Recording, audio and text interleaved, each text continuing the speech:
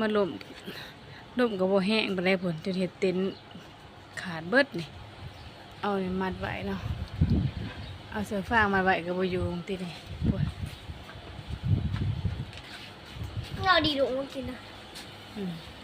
ขาดเบิด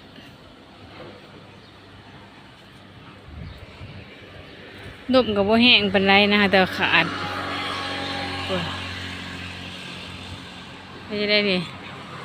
ไม่ได้สิมีเงินซื้อใหม่นี่โอ้แต่อีตูน นี่ดีดุอะไรมาเหรอ ขาดเบิด เบิดหรือเบิดอะไรกูจนเบิดอ่ะ เป็นนายเก็บเงียบๆเนาะคลายเครื่องมื้อนี้พี่น้องเอ้ย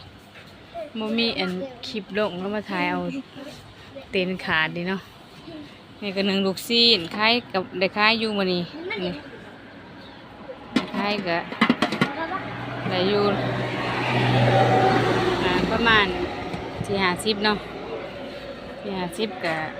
เกือบ100เนาะเกือบ100 บาทเนาะก็เงียบๆเลยเนาะหานมาเลยบกเครื่องคล้ายกับว่านได้ปันได้พี่น้องเลยขนมกระตุ่ม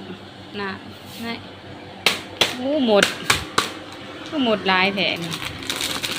มาตอมปลาหวานมาแต่ใส่เนาะหมดได้แต่ของก็หมดหลายเนาะเด็กๆกันหน่อยอีต้นเต็นคนนี้เด้นี่คือเป็นยังสิขาดได้ขาดดีเป็นย้อนสีลมแห้งคือทาง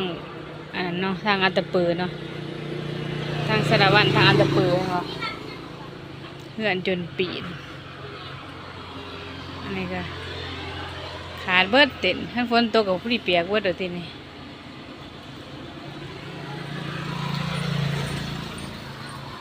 บรรยากาศอาหารเนาะ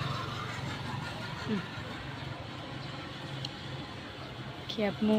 อ่อนขาดแน่ถึงก็อันเนาะเด็กตัวเด็กตัวเด็ก2 อันมันขาดมันเข่งแน่เข่งร้ายแล้วก็ลมพัดน้อยหนึ่งก็เป็นขาดเนาะ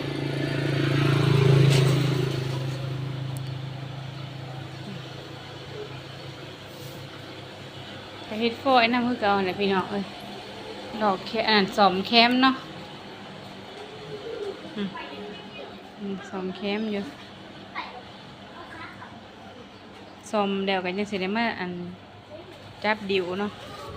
นี่สอมเดียวนี่นี่สอมเดียว